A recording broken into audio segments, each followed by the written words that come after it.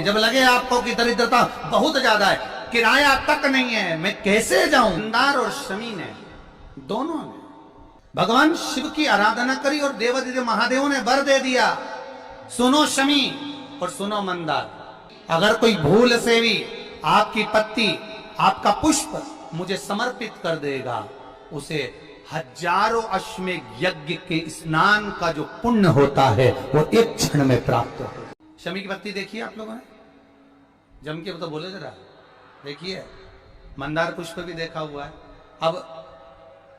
शमी की जो पत्ती होती है,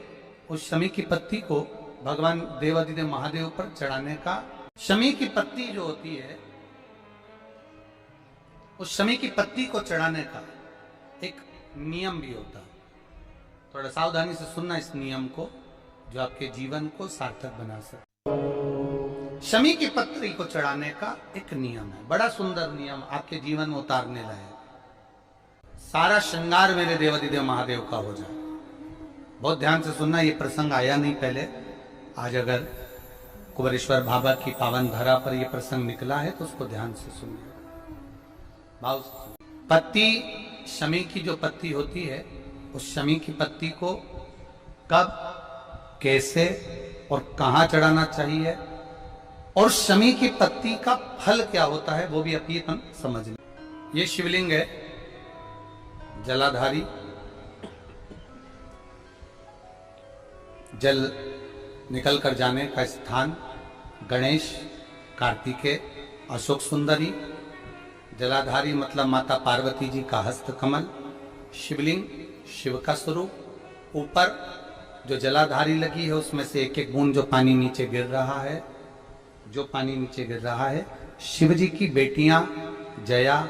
विषहरा, शामली बारी, दौतली, देव, शिव जी की पुत्री। जब देवादिदेव महादेव को शमी का पत्ता चढ़ाया जाता है, कब चढ़ाते हैं, जब आपने संपूर्ण जलाधारी को हाथ से साफ कर दिया हो, शिवलिंग पर जल चढ़ा दिया हो, शिवलिंग का पूरा श्रृंगार आपने कर दिया, संपूर्ण श्रृंगार मेरे देवादिदेव महादेव का हो गया संपूर्ण। बाबा को चंदन का लेपन, अबीर, गुलाल,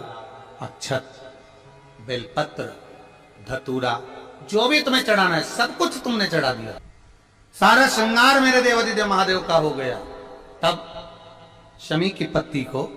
मां जगत जननी की जो जलाधारी है उस पर मात्र स्पर्श कराकर शिव के शिवलिंग पर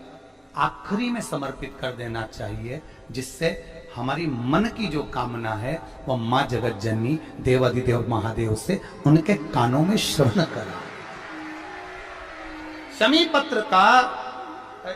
एक बात और स्मरण में रहे, शमी पत्र की बहुत एक बात और अपने स्मरण में लीजिएगा। शिवलिंग, जलाधारी और स्थान, जब बहुत ज्यादा मात्रा में दरिद्रता होती है, बहुत ज्यादा मात्रा में बहुत कष्ट, जब आपको लगता है कि इतनी दरिद्रता जीवन में है इतना, और ऐसा नहीं है, मनुष्य के जीवन में बहुत सुख दुख तो चलता रहता है, मानव का देह है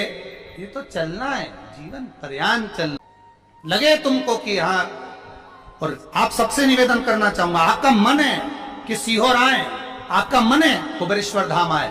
आपका चित्त है, आपका मन है कि हमें कुबेरेश्वर बाबा के धाम पहुंचना है, सीहोर पहुंचना है, मां सीवन के तट पर पहुंचना है, सिद्धपुर नगर सीहोर की एक एक कंकड़ का दर्शन करना है,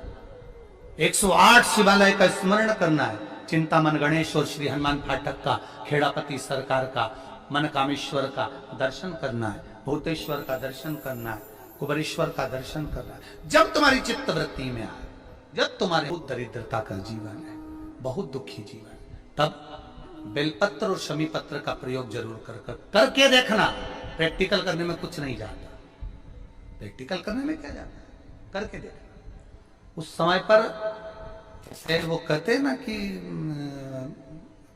कोई कहने वाला कह दे कि महाराज जी,